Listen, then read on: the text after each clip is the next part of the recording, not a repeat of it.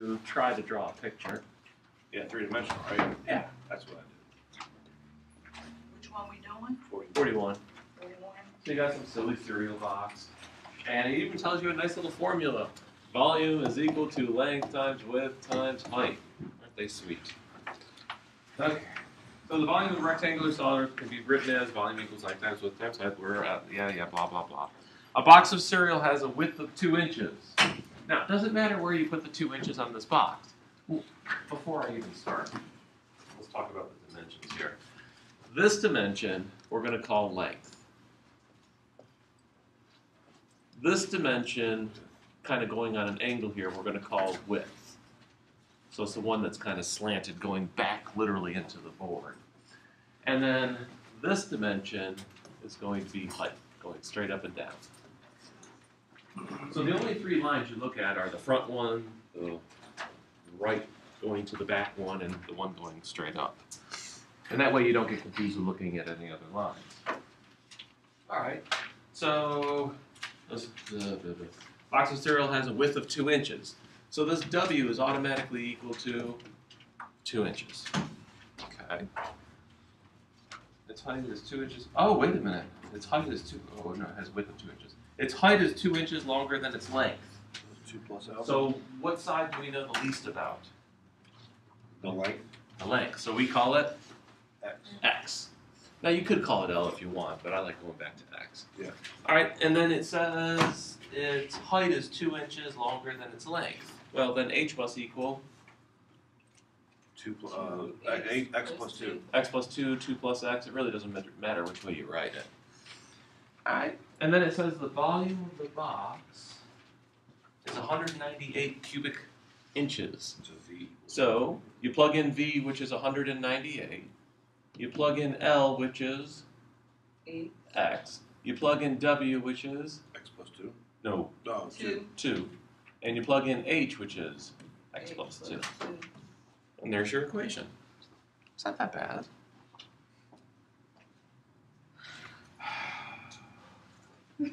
So, first things first, this is literally 2x, if you want to think of it that way. What can I do with this 2x? Distribute it. Distribute it.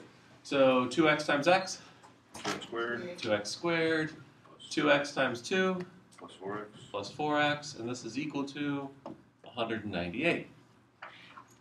All right. Now what? You get the 198 number.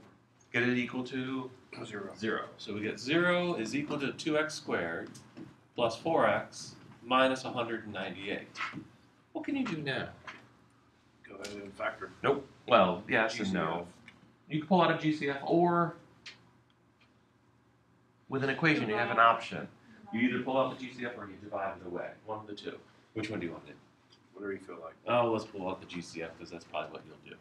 So if you pull out the GCF, what's left behind is x squared Plus 2x. plus 2x minus 99.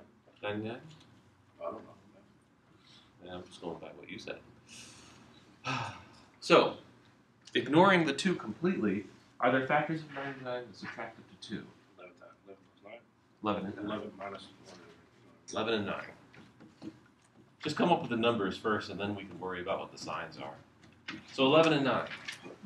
What kind of 11? What kind of 9? Negative 11. No, plus. Negative 9. Negative 9. Positive 11. Because we want a positive 2x in the middle.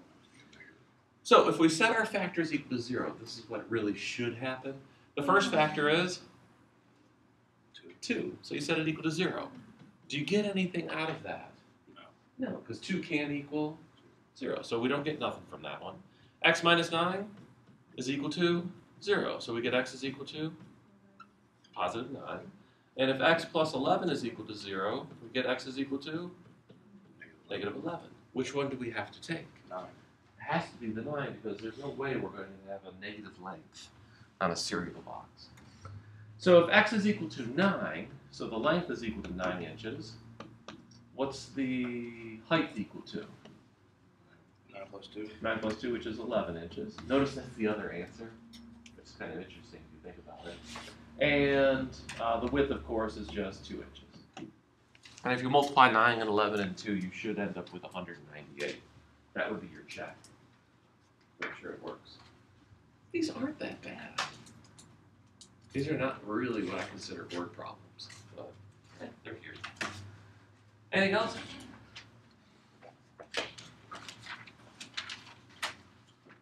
Going once. Going twice. All right. I highly suggest you, for Monday, in the book, where is it? The chapter test on page 303, make sure you can answer all those questions without looking at anything. And that way you'll know if you're ready for the test for each type of question. If you need some extra work, there's chapter review problems in here. I think they have all the answers in the back of the book. We do one of each. What? No. That's what tomorrow, or the lab was for. What did he have? Where are we? How long was computers down for yesterday? It came back on at 8:40. Oh, shit, that's day. What is this? That's not the right pages. Quick quiz, chapter review problems. Yeah, they have all the answers for the chapter review. And all the answers for the chapter test. All right. So, moving onwards. Chapter 6. That's not the right eraser. Now, the beginning of chapter 6 actually is review work for chapter 5. Actually, the whole chapter 6 is review work for chapter 5. Because pretty much all you do in chapter 6 is factor, factor, factor, factor, and more factoring. So let's start off with something simple. Back to some old notation. So this is 6-1. And what do they consider it? Rational expression of function, simplify, multiply, and divide. Blah, blah, blah. Good lord, they give some long titles. Rational expressions.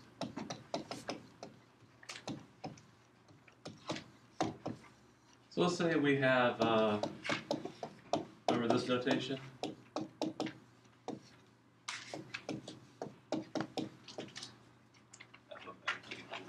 What's F of X stand for?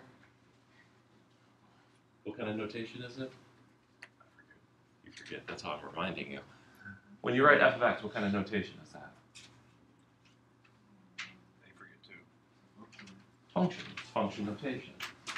Remember F is Frank, G, George, and all that fun stuff? That was way back in chapter 3. So, what if I asked you to find F of -2? What would you do? Ah, shoot. Wish I remembered.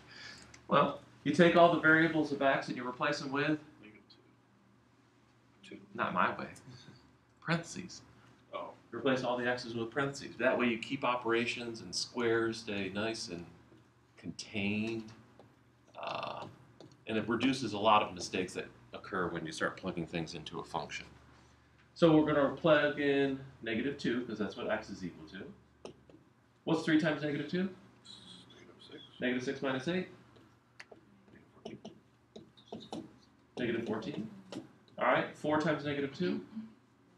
-8. -8 plus 20? -160. 12. Oh, we're adding that, man. I was multiplying. I noticed.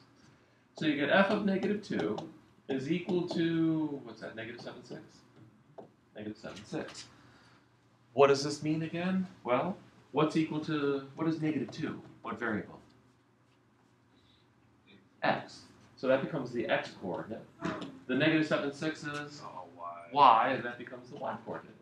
Oh, we're chart. We're doing this again. Yeah. Well, kind of. I'm going to mess it up in a few seconds. Of course. All right. What if I did F of -5? Now, same thing's going to happen. You're going to replace the X's with empty sets of parentheses. And we're going to plug in -5.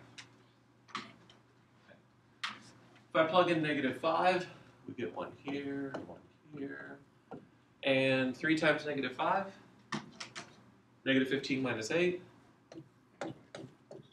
Over 0. -15 minus 8, -23 over 0. -23. 4 times -5, -20 plus 20, 0. What's wrong with that? Can't happen. You cannot divide by 0. So when I plug in -8, why did When I plug in -5, it creates a 0 on the bottom, which is totally illegal. So therefore, there is no y value associated with -5. In other words, if I tried to write the coordinate, it would be -5, comma, I have no clue because there is no answer there.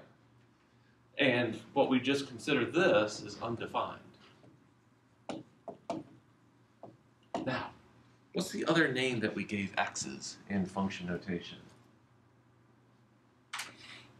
No one remembers? The x itself.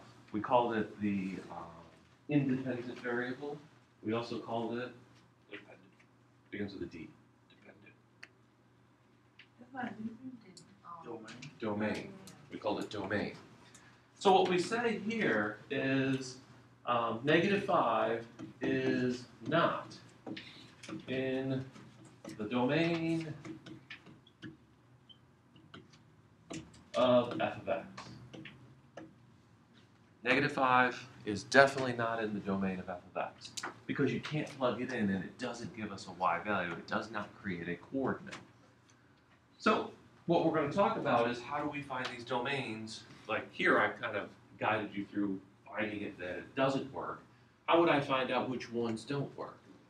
So for instance, if I give you a function g of x is equal to x plus 3 over x squared minus 3x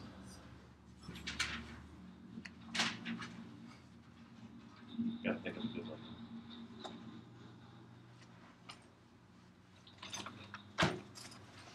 Minus 10.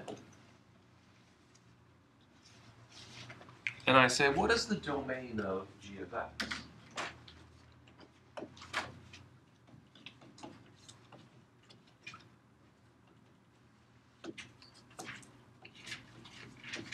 In other words, what values can I plug in and or what values can I not plug in? We know that we cannot divide by 0, so that should be our first hint. This is a fraction. Is it possible that the bottom is equal to 0? Well, let's find out. Is x squared minus 3x minus 10 ever equal to 0? How would you solve that equation? You'd factor the bottom. And factors of 10 that subtract up to 3? 2 and 5, so we get x2, x5. Decide on the sign second because that's a common mistake. Which one has to be negative? The 5, the bigger one. And then this one will be positive. So we're going to get two answers. X is equal to -2 and x is equal to positive 5. These are two values that if I plug them into the function are going to create a 0 in the denominator. Therefore, they are not in the domain. So we can say without a doubt that these two values, x equals 2 and 5, no, -2, and 5, are not in the domain of g of x. That's getting wordy. It's getting very wordy. Mathematicians are lazy. So another way of writing this, a quick way of writing it, I don't know how the book does it, but I'll start it off with that. D in this case represents domain. And there's two ways of writing it. We can say x is all reals except -2 and 5. We can say it that way. Can I teach interval notation in here? I don't think so. You can't do it that way. You could write it this way. This is a shorthand version of what I just wrote. X cannot equal -2 and 5. This way is probably the quickest way to write it, but you have to understand there's an assumption underlying it. It could be any other real number, it just can't be those two. It just can't be those two. It could be 5, it can't be 5. It can't be -5, it could be 0, it could be 2/3, it could be square root of 7. As long as it's not those two. Those are the only two that create a 0 in the bottom of that fraction. Yeah, that's not that bad.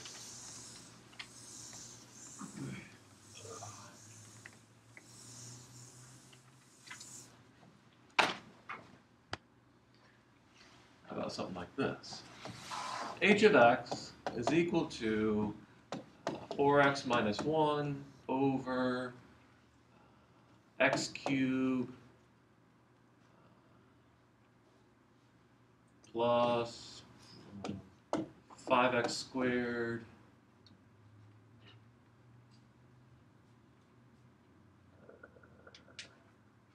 minus 14x. 14x. Okay.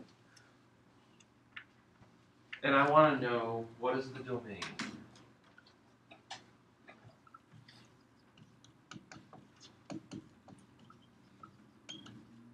Of h of x, Henry. Over here, Henry of x. So what do I do?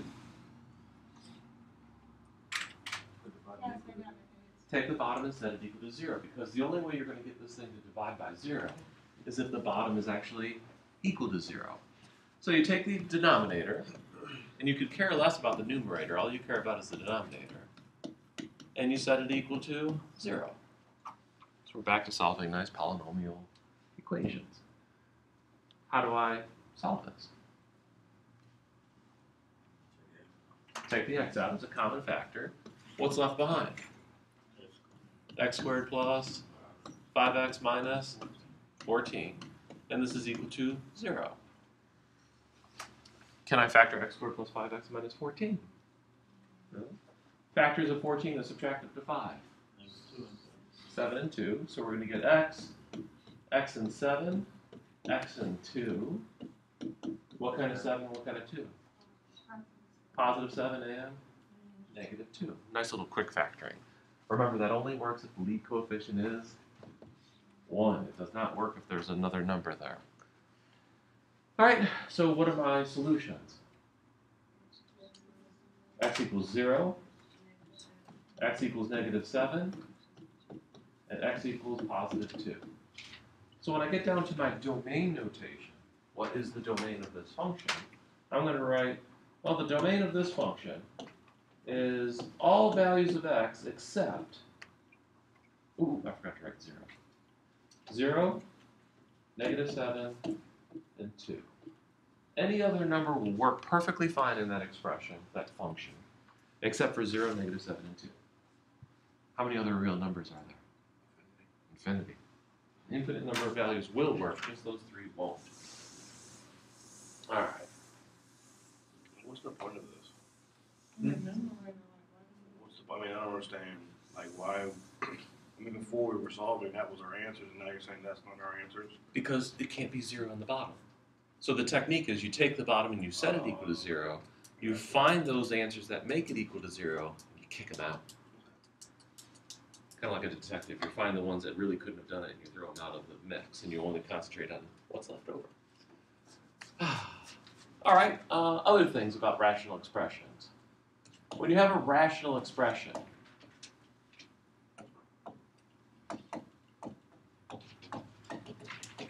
they generally come in the form p of x over q of x. We're talking about polynomial rational expressions, where p of x and q of x are polynomials.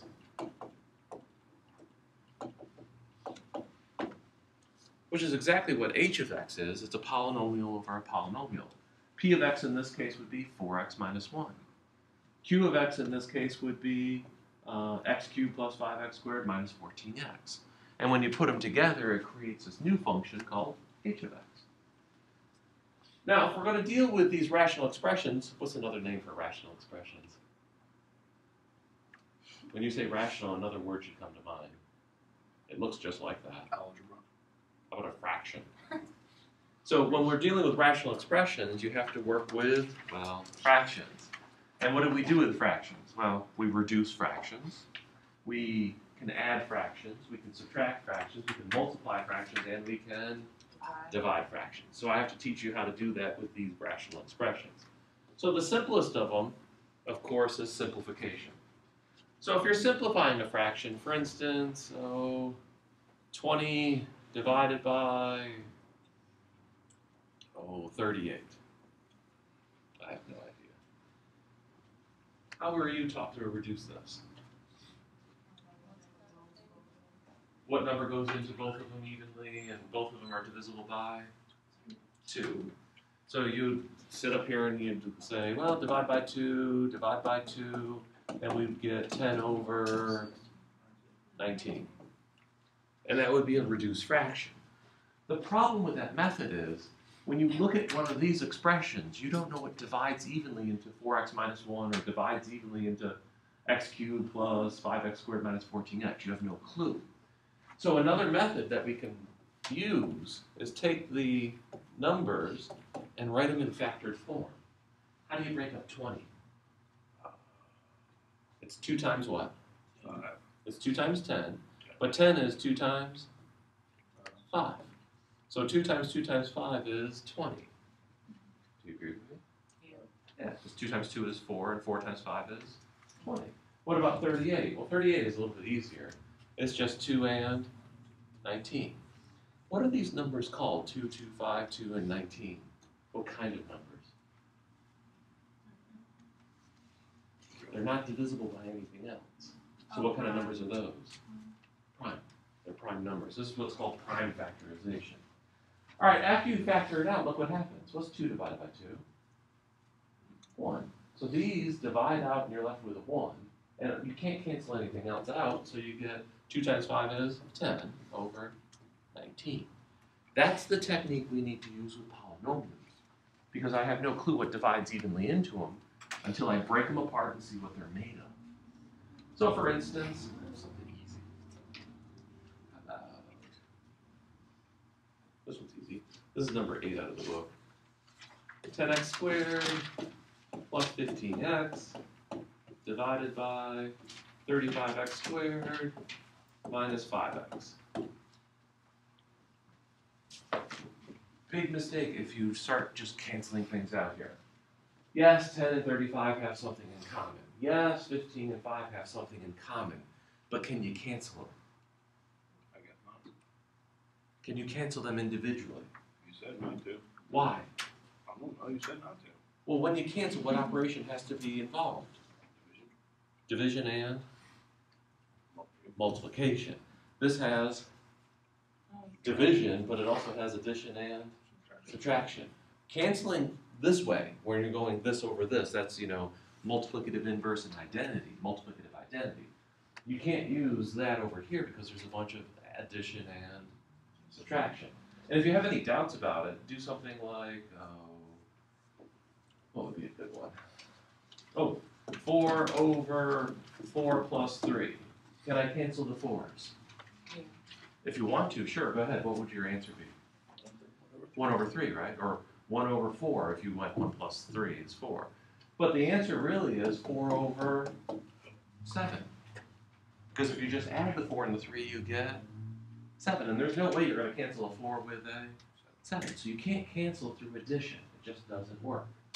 So we need to create this factors out of this. We need multiplication. So how do you factor the top one? Together, you see that? Take out the GCF, which is 2x. Top one, you said? the top one, 5x. 5x. 2x. Pull out a 5x, what's left behind? 2x plus 3. What's the GCF of the bottom one? 5x. 5x. 5x? Yeah. Left behind? So next line. 7x minus 1. 5x, negative 5x divided by positive 5x is negative 1. Now, there's multiplication all the way across the top. You don't consider this as addition anymore, this 2x plus 3, because it's contained in parentheses, and the operation connecting it to the next term, or not next term, but to the next thing is multiplication. So what can I do with the 5x's? Yeah. Cancel them. 5x divided by 5x is 1. I highly suggest you put that little 1 there. It'll cause some less mistakes. So what are you left with? 2x plus 3 over 7x minus 1. And this is the reduced form of the fraction. So if you break it apart into small pieces, you're basically going to cancel anything that's identical, and you're all set. It'll reduce.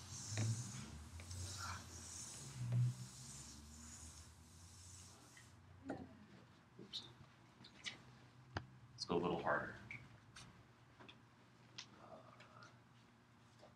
4.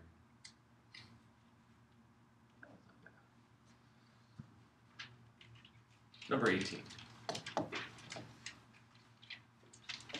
30x minus x squared minus x cubed over x cubed minus x squared minus 20x.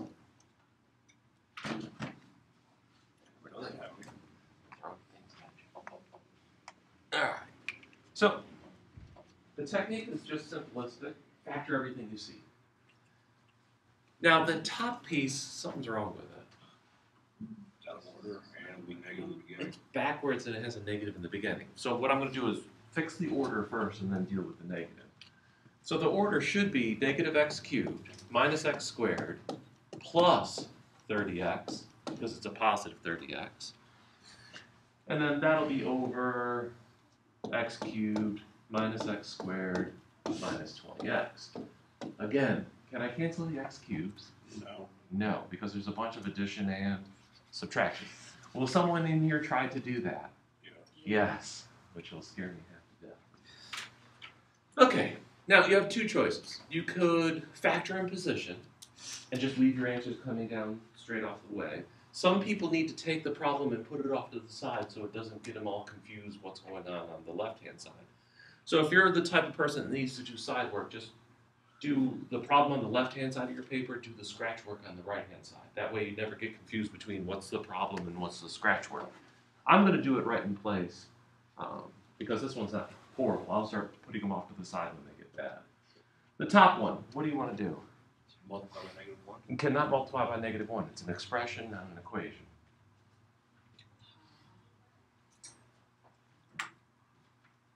If I gave that to you without the bottom and I said factor this, what would be the first step? The GCF. What's the GCF? X. Negative x, because it leads off with a negative. So we're going to kick out negative x. What's left behind? Positive x squared. Positive x squared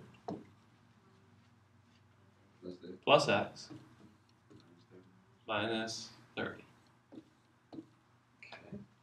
And that's going to be over, what can I pull out of the bottom one? X.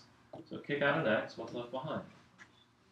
X squared minus x minus 20. So it's basically doing two factoring problems at the same time. You just have to keep focused top and bottom and don't mix them up. All right, can I continue factoring the top? Yeah, how do I factor it? The X. Well, don't worry about that yet. Don't start canceling before everything's factored because then you'll start canceling things that really, well, don't cancel. So what can I do to factor x squared plus x minus 30? 6 and 5. Factors of 30 to subtract up to 1 are 6 and 5. So the top becomes negative x and 6, x and 5. At least I know what the two factors are. What kind of 6, what kind of 5? Plus 6 minus 5, because we need that positive one in the middle there. Over. Now the next one is going to start off with that x. Then it's factors of 20 to subtract up to negative 1. 4 and 5. So it'll be x and 4, x and 5. I didn't put the 5s over each other by choice. I just, by chance. The 5 could have ended up over here too. It doesn't matter. What kind of 4, what kind of 5? Plus 4, minus 5. Now, is there any more factoring that I can do to this thing? No. Before I go one more step, what can x not equal? 0. Cannot equal 0. Cannot equal negative 4, and it cannot equal positive 5. I don't care about the top. All I care about is the bottom. Just a little review. We're not doing it right here. All right. Anything that's alike, top to bottom, you can cancel. So negative x over positive x. When I cancel them, what happens? It's going to be a negative 1. So it's best to use the cancel amount and replace it with a negative 1. Anything else similar? The negative 5s. So x minus 5 divided by x minus 5 is 1. So they're going to cancel. Remember, canceling is multiplicative inverse and multiplicative identity in this case. And what's left is your answer. So what's left? Nope, closer. Don't forget that negative. So it's negative x plus 6 over x plus 4. You don't need the parentheses around the x plus 4, but you do need them around the x plus, x, yeah. It wouldn't change the, To negative x minus 6? no, Oh. it wouldn't change the 6. That negative one wouldn't change. Well, it will if you distribute it. It would be negative x minus 6, but you can leave it this way too, that's fine. Actually, I prefer you to leave it in factored form rather than distribute it. Alright. So that's simplifying. That's not that bad. Factor everything, cancel things that are identical. Exactly the same. If this was x minus 5 on the top and x plus 5 on the bottom, you can't touch it. Because those are two different numbers. If you think about it, if x is equal to 7, 7 minus 5 is 2, and 7 plus 5 is 12. So you'd have this 2 over 12. You can't cancel them because they're not identical. All right, so the next step, of course, is multiplication.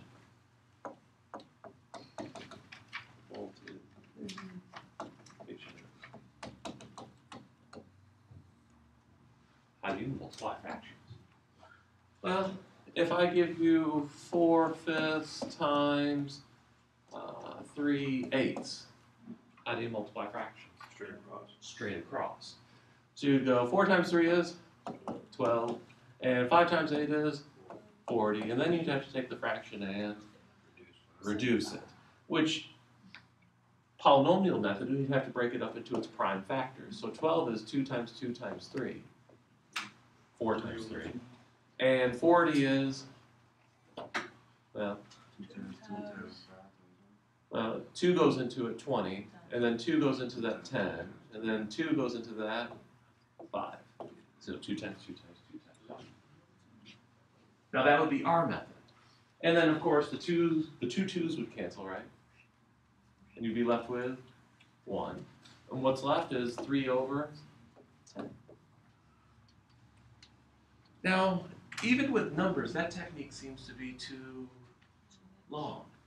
What if I just took it in the beginning and wrote 4 as 2 times 2, left 5 alone, wrote 3 up there because I can't do much with it, and then 8 is 2 times 2 times 2.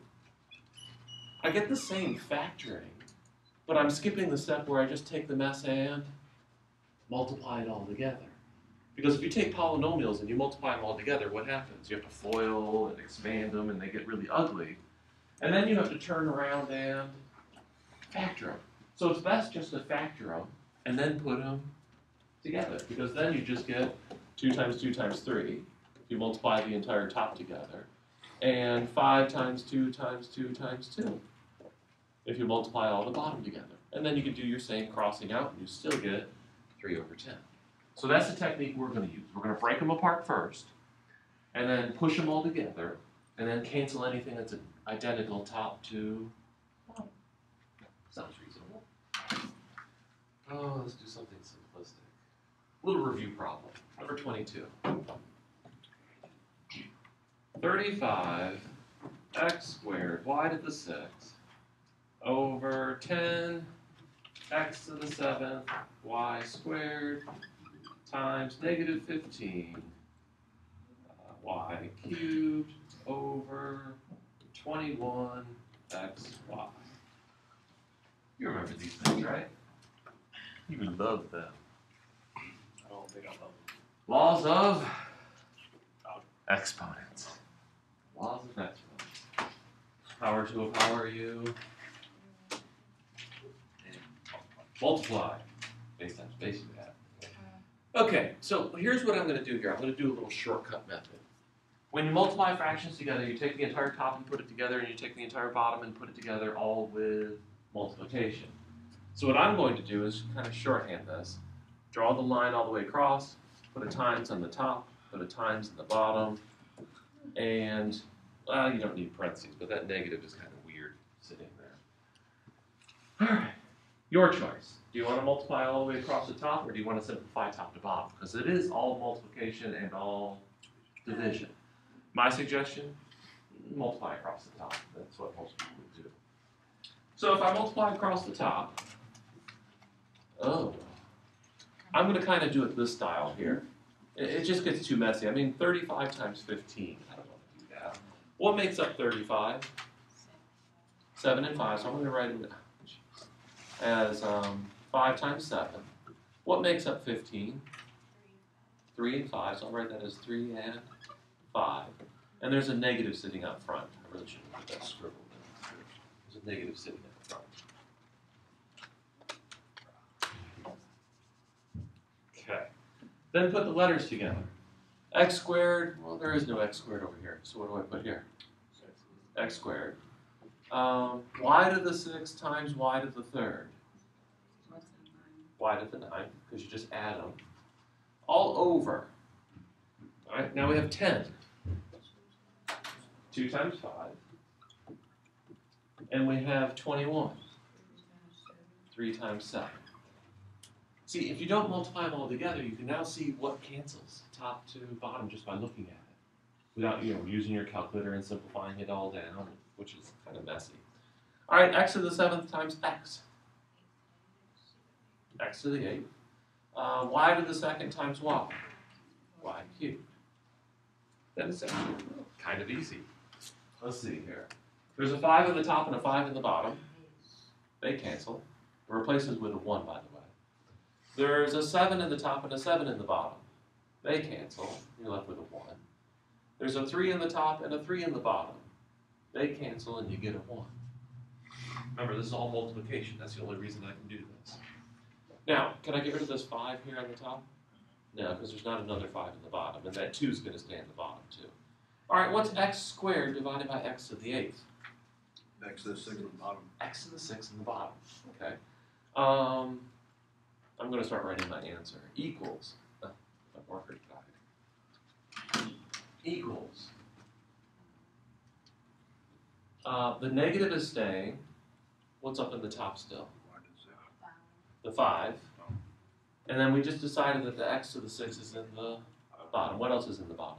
The 2. So we get 2x to the 6. And then y 9th divided by y to the 3rd is? Y to the 6 in the top. And there's your answer. Why are you saying keep like one? Well, see what happens if you had a problem that looked like 10x over 20x squared. What's that equal to? Some people say 2x.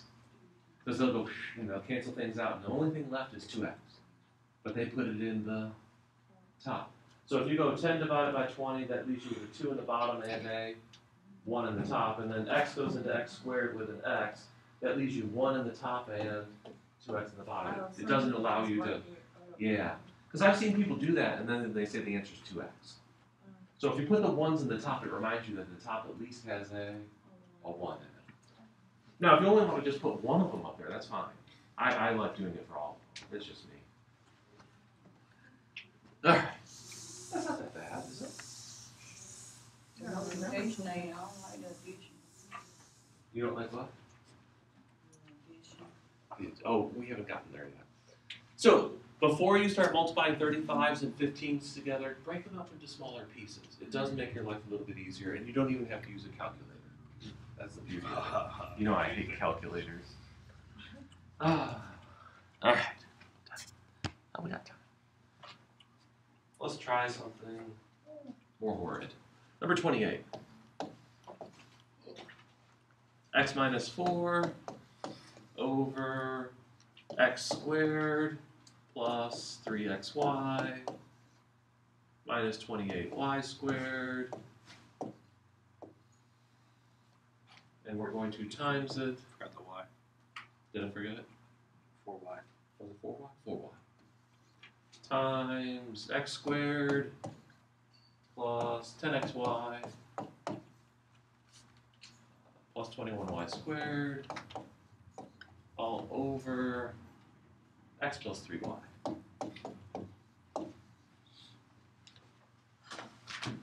None of these are done any different than any others. You break it apart into as many little prime factors as you can, and anything that's alike top to bottom, you can cancel it. But one thing I am going to do is I'm going to create just one huge fraction out of this mess. When I factor it, I'm not going to write it as a fraction times a fraction. I'm just going to write it as a numerator and a denominator. Can I factor x minus 4y? Really? Ah. Don't you need to put a 2 Mhm. with a 4? Because it's not x squared and it's not y squared. So the best you can do is just leave it alone. So I'm going to write it as x minus 4y. I'm going to put it in parentheses to make it recognize that that's the factor I'm talking about. All right, can I factor x squared plus 10xy plus 21y squared? This one up here. I want to just go straight across the top. So factors of 21 that add up to 10. 7 and 3. So this is going to break apart into x, 7, x, 3. Now when I ask what kind of 7, be very careful with your answer. What kind of 7? Positive. A positive 7, Positive. positive 7. I need that y. I need that y. So this is going to be a positive 7y, and this is going to be a positive 3y. Because when you multiply 3y and 7y, you better come up with 21y squared. We need that y squared, and we need the xy in the middle. All right, can I factor this one in the bottom? X squared plus 3xy minus 28y squared. Factors of 28, but subtract up to 3. 7 and 4. So we're going to get x7, x4. What kind of 7, what kind of 4? A positive 7y and a negative 4y. Okay. And then what about this x plus 3y? Just leave it alone, but it comes down as a factor. X plus 3y. There.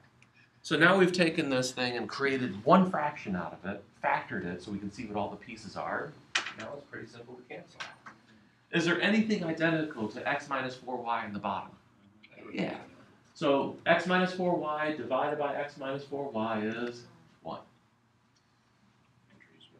All right. Is there anything identical to x plus 7y? Yeah. So x plus 7y divided by x plus 7y is 1. Hey, cool. X plus 3y divided by x plus 3y is 1. So my answer is 1. So these are multiplicative inverses of each other. It's kind of cool if you think about it.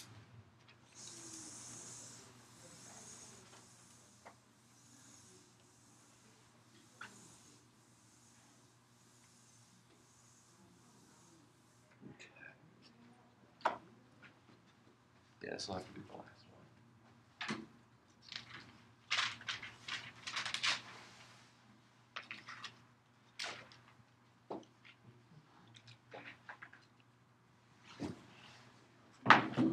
Division.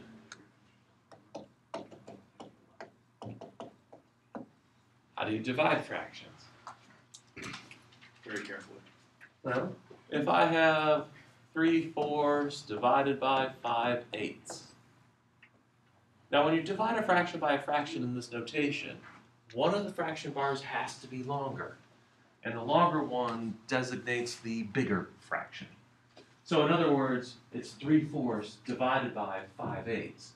If I put the longer fraction bar under the 3, it gets a little, well, messier and technically illegal, I think. So how do I divide a fraction by a fraction? Keep change, right? So it becomes 3/4 times 8/5. You take the reciprocal of 5/8. You just write it as times 8/5. Okay. So our way would be this. You write it as 3 over 2 times 2. And then factor 8, which is 2 times 2 times 2, and 5 just kind of stays itself. That would be our method for polynomials. And then you can cancel out what's common. What is common? The two 2's. So the two 2's will cancel. This one, I'll force it to. And we get a big 1 up top. So we're left with 6/5. Perfectly fine answer. There is another way to do that. But I'm not going to show you that until later. I don't think they do it in this section. Yeah. Okay. So what if we have something like simple 40? 10m to the 4th over 9a squared. Oh, shoot. I'm going to change them. Divided by 3a squared b. Nothing wrong with that. Oh, you divided by. Yeah, I changed it to division. Those are the mixed problems, not the regular ones. This isn't going to be very exciting. Oh well. So the first thing you have to do is change the division into multiplication. So I need to take that second fraction and flip it. So this becomes 10m to the 4th over 9a squared times. How do I flip 3a squared b? 1 over 3a. 1 over 3a squared b, the reciprocal. Now this one's not very exciting because I don't think anything's going to cancel. That's okay. What's the common mistake? I've seen people say, oh, a squared, they cancel. Even though it's over division. Notice when we write it as multiplication, do the a squares cancel? No. So what's the best thing you can do? Well, 10m to the 4th times 1. 10m to the 4th. And then 9 times 3. A squared times a squared. A to the 4th, and then b. And there's your answer. It's the best you can do. Can't simplify anything. There's no common factors. Alright, so this one actually is messy. By the way, if you see a division problem written down in the book, don't copy the division problem. Don't copy it because it's just a wasted step.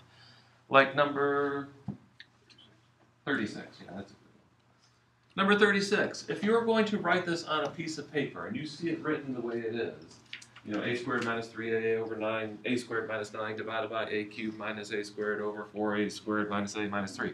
Don't copy it down that way. It's a waste of writing, basically.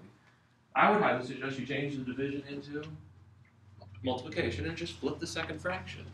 So when you write it down, it's a cubed minus 3a over a squared minus 9. Change that into multiplication. Don't even bother writing it as a division problem. Just make sure you take that second fraction and flip it upside down. So the bottom becomes the new top, and the top becomes the new bottom. And you just get it in the right order. So division and multiplication are technically exactly the same if you write it correctly. And then what do I do to everything? Don't multiply them. Factor them. Break them into small pieces and then just push them together with multiplication. So how do I factor a cubed minus 3a? A. Pull out an a. What's left behind? A squared minus 3. A squared minus 3. Can I factor a squared minus 3? No. No, not yet, but not over the rational numbers, let's put it that way. Can I factor 4a squared minus a minus 3? Yes. But this one's going to require a little more work, so this is where you go to the right-hand side of your paper, and you write down the problem, and you factor it by itself, because this is one that does not have a lead coefficient of 1. You're stuck doing it the long way. 4 times 3 is 12. Factors of 12 that subtract up to 1. Minus 4 plus 3. 4 and 3, right? So this is 4a squared, 4a, 3a, minus 3. What kind of 4? What kind of 3? Negative 4. Negative 4 and positive 3. GCF of the first two. 4a left behind.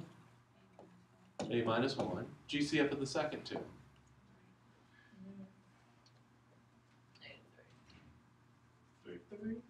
Well, You have to say something else besides 3. What is that?